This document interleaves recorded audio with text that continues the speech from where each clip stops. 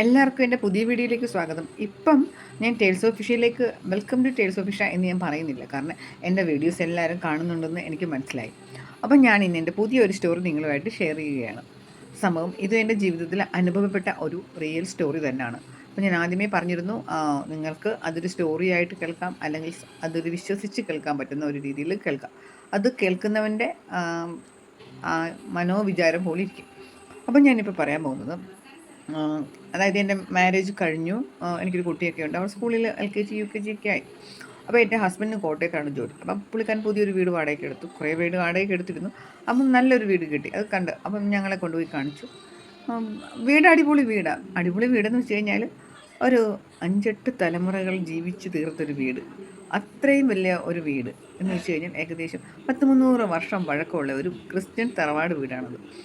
നല്ല ഓടിയിട്ട് ഇപ്പോഴും അതിനൊരു കുഴപ്പമില്ലാതെ അതിൻ്റെ ഉടമസ്ഥർ സൂക്ഷിച്ചു വെച്ചിട്ടുണ്ട്. അത് റിനോവേറ്റ് ചെയ്യുകയോ ഒന്നും ചെയ്തിട്ടില്ല. അന്നത്തെ പോലെ തന്നെ വെച്ചേക്കുന്നു. അപ്പം ഞങ്ങൾ അവിടെ ചെന്നപ്പോൾ എനിക്ക് വീട് ഇഷ്ടപ്പെട്ടു.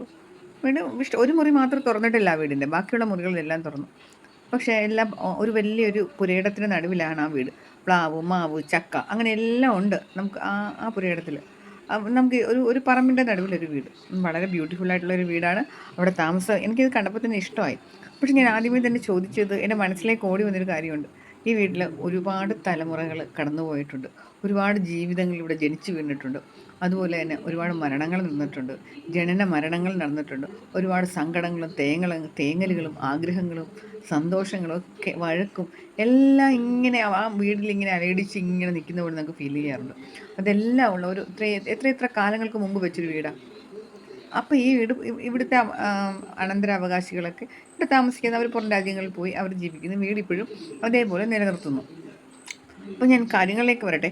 വീടിൻ്റെ വേറൊരു പ്രത്യേകത എന്ന് വെച്ച് കഴിഞ്ഞാൽ, ഒരു ഓടിട്ട് ഒരു തറവാട് നല്ല മതിലൊക്കെ കെട്ടി ഒരു 60-70 സെൻറ്റ് നടുക്കാണ് വീട് നിൽക്കുന്നത്. അപ്പം ഞങ്ങൾക്ക് ഇത് കണ്ടപ്പോൾ സന്തോഷമൊക്കെ തോന്നുന്നു. നല്ല എനിക്ക് ഇങ്ങനത്തെ വീടൊക്കെ ഭയങ്കര ഇഷ്ടമാണ് സത്യത്തിൽ. അപ്പം അത് കഴിഞ്ഞ് ഞങ്ങൾ വെക്കേഷൻ ടൈമിൽ പുള്ളിക്കാരൻ താമസിക്കുന്ന സ്ഥലത്ത് ഞങ്ങൾ പോകാറുണ്ട്. അപ്പോൾ എൻ്റെ കസിൻസൊക്കെ വരാറുണ്ട്. അപ്പം ഞാൻ ആദ്യം എൻ്റെ ചെറിയൊരു കസിനും എൻ്റെ മൂത്ത കസിനും ഉണ്ടായിരുന്നു. അപ്പം ഞങ്ങളിങ്ങനെ എൻ്റെ ആദ്യത്തെ അനുഭവം എന്ന് പറഞ്ഞാൽ, ഞാൻ അടുക്കളയിൽ ഇങ്ങനെ കുക്ക് ചെയ്തുകൊണ്ടിരിക്കുക. എൻ്റെ മോളുണ്ട്, എൻ്റെ ചെറിയ കസിനുണ്ട്. അപ്പോൾ ഞങ്ങൾ കുക്ക് ചെയ്തുകൊണ്ടിരിക്കുന്ന ടൈമിൽ പലപ്പോഴും ഗേറ്റ് തുറന്നിട്ട് ആരും അകത്തോട്ട് കയറി വരുന്ന പോലെ തോന്നാറുണ്ടായിരുന്നു. അത് കഴിഞ്ഞ് അപ്പം ഞാൻ ആദ്യം വിചാരിച്ചു എൻ്റെ ഹസ്ബൻഡും അനിയനും കൂടെ വരുവാന്ന്. പിന്നെയും ഇത് തന്നെ. പിന്നെ അങ്ങനെ 3-4 പ്രാവശ്യം ഞങ്ങൾ ഈ ഗേറ്റ് തുറന്ന് പുറത്ത് പോയി നോക്കി. പക്ഷെ അവർ വന്നിട്ടില്ല, അവിടെ ആരും ഇല്ലായിരുന്നു. അപ്പം ഞാൻ ഓരോ പ്രാവശ്യം ഇങ്ങനെ പറയുമ്പോഴും ഇവർ എൻ്റെ അനിയനും ചെറിയ അനിയനും മോളും പോയി നോക്കാറുണ്ടായിരുന്നു. പക്ഷെ ആരും ഇല്ലായിരുന്നു. സത്യം പറയാലോ, ചെറുതായിട്ടൊരു പേടി എനിക്ക് തോന്നി. എന്നാലും ഞാൻ വിചാരിച്ചു റോഡിൽ കൂടെ ഒക്കെ ആരെങ്കിലും പോകുന്നതായിരിക്കുമെന്ന്. അത് കഴിഞ്ഞു സംഭവം എന്ന് പറഞ്ഞു കഴിഞ്ഞാൽ, അപ്പോൾ എൻ്റെ കുഞ്ഞമ്മയുടെ മോൾ അവിടെ വന്ന് താമസിച്ചു. അപ്പം അവരും താമസിച്ചു. അപ്പം ഞങ്ങൾ താമസിച്ചപ്പം എനിക്കൊരു സ്വഭാവമുണ്ട്. എവിടെ പോയാലും വളരെ സ്പെഷ്യലായിട്ട് കിട്ടുന്ന എന്തെങ്കിലും ഒരു സംഭവം എനിക്ക് ഇഷ്ടപ്പെട്ടിട്ടുണ്ടെങ്കിൽ ഞാനത് എടുക്കും. അതെന്ന് വെച്ചാൽ ആർക്കും വേണ്ടാത്ത സാധനങ്ങളൊക്കെ ആയിരിക്കും. അപ്പം ഞാൻ ആ വീട്ടിൽ ചെന്നപ്പോൾ എനിക്കൊരു ലോക്കറ്റ് കിട്ടി. ഒരു മാൻട്രേക്കിൻ്റെ തലയുള്ളൊരു ലോക്കറ്റ്. അപ്പം ഞാനത് എടുത്തിട്ട് കയ്യിൽ ബാഗിൽ വെച്ചു. ബാഗിൽ വെച്ച് കഴിഞ്ഞിട്ട് അപ്പം വീട്ടിലെത്തിയപ്പോഴും ഞാൻ ഇവരെ കാണിച്ചത്. അപ്പോൾ ഇവരെല്ലാം കൂടെ പറഞ്ഞു, പണ്ട് തൊട്ടേ ഇഷയ്ക്ക് ഇതുപോലെ എവിടെയെങ്കിലും പോയി വല്ല വയ്യാവേലിയും വലിച്ചോണ്ട് വരുമെന്നുള്ള ഒരു പരിധമുണ്ട്. അതുകൊണ്ട് തന്നെ ഇതിലൊക്കെ ഇത്രയും വർഷമുള്ള ഒരു പഴക്കം ചെന്നൊരു വീട്ടിൽ നിന്ന് ഇതുപോലത്തെ സാധനങ്ങളൊക്കെ കൊണ്ടുവന്നു കഴിഞ്ഞാൽ എന്തെങ്കിലും പ്രശ്നം ഉണ്ടാവും എന്നൊക്കെ പറഞ്ഞ് എല്ലാവരും അതിനെ വഴക്ക് പറഞ്ഞു. അപ്പോൾ അവളും ഞാനും കൊണ്ടാണ് കിടക്കുന്നത്. അപ്പം ഞാൻ രാത്രിയിൽ പറഞ്ഞു, എടാ, ഇതൊരു പ്രശ്നമുള്ള ലോക്കറ്റാണെങ്കിൽ ഞങ്ങളൊരു തലേണയുടെ അടിയിൽ വെച്ചിട്ടുണ്ടെങ്കിൽ ഞാനൊരു ദുസ്വപ്നം കാണും. അങ്ങനെയാണെങ്കിൽ നമുക്കിതിനെ ഉപേക്ഷിക്കാം. ഇത് പ്രശ്നമില്ലാതെയാണെങ്കിൽ നമുക്ക് ലക്കാണെങ്കിൽ നമ്മുടെ കൂടെ വെക്കാമല്ലോ. അങ്ങനെ ഞങ്ങൾ രണ്ടുപേരും കയറി കിടന്നുറങ്ങി. പിന്നെ രാത്രി ഒരു 10-11 മണിയായപ്പം ഞാൻ നോക്കിയപ്പോൾ ഒരു ഒറ്റ അലർച്ച, ശരിക്കും നെഞ്ച് കിടുങ്ങിപ്പോയി. നോക്കിയപ്പോൾ ഇവൾ എണ്ണീട്ട് കണ്ണാടി നോക്കി നിന്ന് കഴിഞ്ഞുകൊണ്ട് അലറിക്കൊണ്ട് കരയുന്നു. ഞാൻ ചോദിച്ചു, എന്താണ് നീ കരയുന്നേ? അല്ല പക്ഷേ ആ കണ്ണാടിയിൽ ഒരു രൂപ എന്നെ നോക്കി നിൽക്കുന്ന, ഒരു കറുത്ത ഷോളൊക്കെ ഇട്ടിട്ട് ഒരു കണ്ണ് മാത്രം കാണുന്നു. എനിക്ക് തോന്നുന്നു നമ്മുടെ ഏത് മൂവിയിൽ, അപരിചിതൻ മൂവിയിൽ പ്രേതത്തിനെ പോലെ നിൽക്കുന്ന ഒരു ജീവി അവിടെ നിന്ന് നമ്മളെ നോക്കുന്നു, കുറേ നേരമായിട്ട് നോക്കുന്നു എന്ന് പറയുന്നു. അവൾ പേടിച്ച് വിറച്ച് കരഞ്ഞു പോയി കേട്ടോ, ശരിക്കും പറഞ്ഞു കഴിഞ്ഞാൽ. അപ്പം ഞാൻ പറഞ്ഞു, പിന്നെ അങ്ങോട്ട് അവിടെ താണ്ടവ നൃത്തമായിരുന്നു, എന്നെ പാറപ്പിച്ചു. അവൾ പറഞ്ഞു, ഇഷയ്ക്ക് ഒരുത്തിയാണ് ഈ വയ്യാവേലികളെല്ലാം എടുത്തുകൊണ്ട് വരുന്നത്, ഇഷയ്ക്ക് ഇത് എന്തെങ്കിലും ചെയ്തേ പറ്റൂ എന്ന് പറഞ്ഞു. അങ്ങനെ ഞാൻ സ്വപ്നം കാണുമെന്ന് പറഞ്ഞത് സ്ഥിതിക്ക് അവൾ കണ്ടു. അവൾക്കല്ലേ വിശ്വാസം ഇല്ലാതിരുന്നത്. പിറ്റേ ദിവസം രാവിലെ കുളിച്ചൊരുങ്ങി അമ്പലത്തിൽ പോയി, അമ്പലക്കുളത്തിൽ കൊണ്ടുപോയി അതങ്ങ് നിക്ഷേപിച്ചു. അങ്ങനെ. പക്ഷെ അവൾ ഇപ്പോഴും പറയും ആ ഭയാനകമായ സ്വപ്നത്തിൻ്റെ അതിലവൾ ജീവിക്കുന്ന പോലെ.